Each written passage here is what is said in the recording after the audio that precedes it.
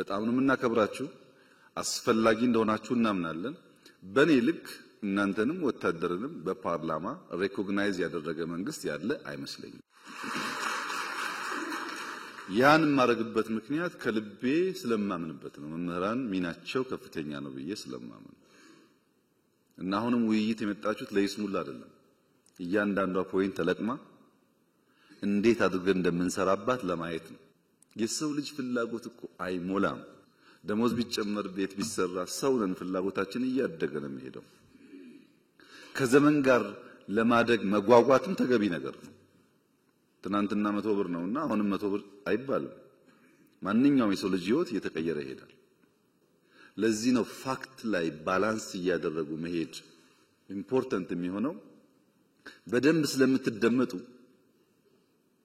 ከናንተ ጋር ፖለቲካሊ ባያዝ ወይም በሆነ ሰፈር ባያዝ ሳትሆኑ እውነተኛ ጉዳይ ካላመጣችሁ በቀር ያሳስታል።